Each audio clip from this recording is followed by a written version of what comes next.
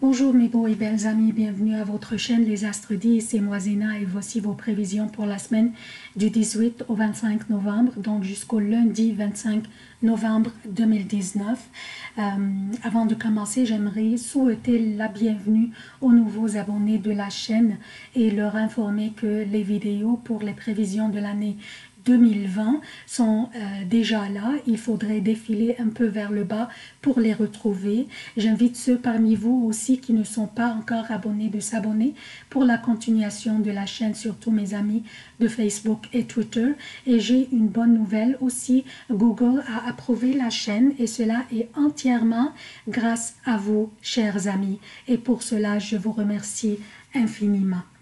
Donc, comme d'habitude, je commence par un préambule qui concerne tous les signes. Par la suite, je passe aux prévisions propres à chaque signe. Pour les événements significatifs de cette semaine, autres que les déplacements de la Lune, mardi 19 novembre, Mars entre dans le Scorpion et va y rester jusqu'au 3 janvier. Et vendredi 22 novembre, le Soleil entre dans le Sagittaire pour y rester jusqu'au 21 décembre pour le Québec, 22 décembre pour l'Europe, bien sûr à cause du décalage horaire. Et voici les emplacements des planètes durant cette semaine. Donc, qu'est-ce que nous avons au menu cette semaine? Notre menu est vraiment débordé d'énergie cette semaine. Nous avons Mars qui va changer de signe mardi pour quitter son exil, la Balance, et entrer dans le Scorpion, donc chez lui, parce que Mars gouverne le Scorpion. Nous avons le Soleil qui va quitter le Scorpion vendredi pour entrer dans le Sagittaire, dans un signe de feu. Nous avons Mercure qui va arrêter de rétrograder mercredi et va recommencer son transit direct vers 18 h pour le Québec et vers minuit pour l'Europe. Nous avons aussi une conjonction très étroite entre Vénus et Jupiter vers la fin de la semaine. Nous avons aussi une conjonction très étroite dimanche entre Mars et la Lune, et les deux opposent Uranus d'une manière très précise. Vous voyez, Uranus est sur le degré 3,33 et la Lune 3,33 et Mars 3,24. Donc c'est une opposition très précise et en plus il y a une conjonction très étroite entre la Lune et Mars. Ces aspects combinés sont des aspects délicats pour nous tous et dont on va en parler en détail dans ce préambule. On commence par l'entrée de Mars mardi dans le Scorpion. Mars demeurait dans son exil dans la Balance depuis le 4 octobre, durant 6 semaines et quelques jours. Durant cette période, plusieurs d'entre nous avaient senti l'intensité interne et avaient peut-être les nerfs à fleur de peau.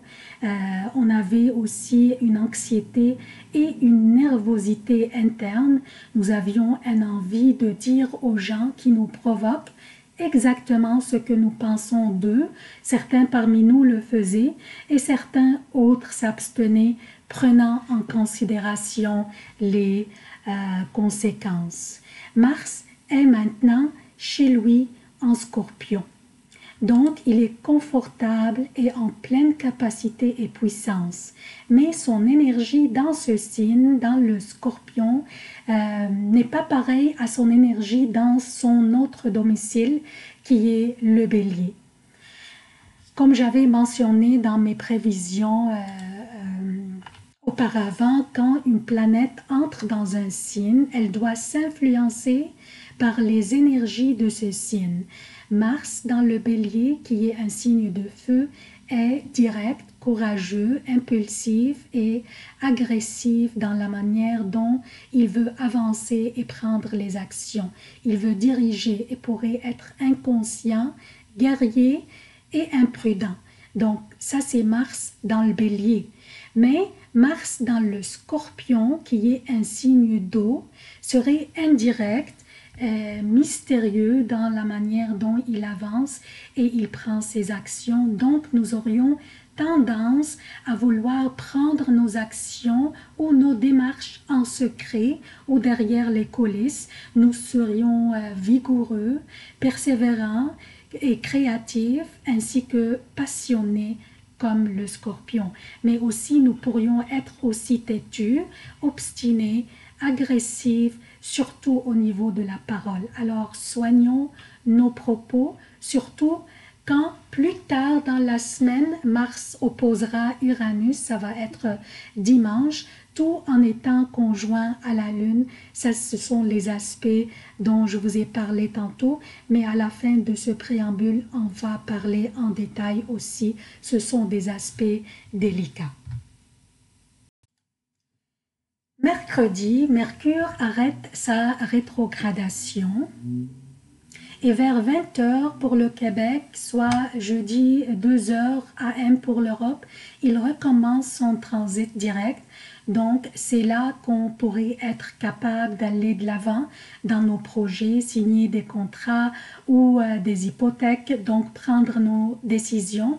Mais bien sûr, on aurait pris notre temps pour analyser et réfléchir bien nos décisions et non pas signer des contrats d'une manière aveugle. Vendredi, le soleil entre dans le Sagittaire. Et l'énergie du soleil dans ce signe de feu est vraiment délicieuse et favorable pour nous. Elle est optimiste, persévérante, énergétique et sympathique. Elle est adaptable, fascinante, expansive et sociable. Donc une énergie délicieuse à en profiter, à utiliser. Surtout que aussi Vénus est conjointe à Jupiter dans ce même signe, dans le Sagittaire. Donc une énergie délicieuse à en profiter pour rajouter de l'optimisme, du désir à profiter de la vie et élargir nos horizons pour tomber en amour, d'être ouvert d'esprit et avoir la volonté à aider, à prendre des nouvelles connaissances et partager nos connaissances, ce qui pourrait être une simple recette de cuisine ou enseigner un sans-abri un métier qui pourrait l'aider pour le reste de sa vie. Ça, ce sont juste des exemples, des petits exemples ou des petites pensées. Ok, maintenant on est rendu à la fin de la semaine dont je parlais tantôt au début du préambule concernant les aspects délicats de la fin de la semaine. La lune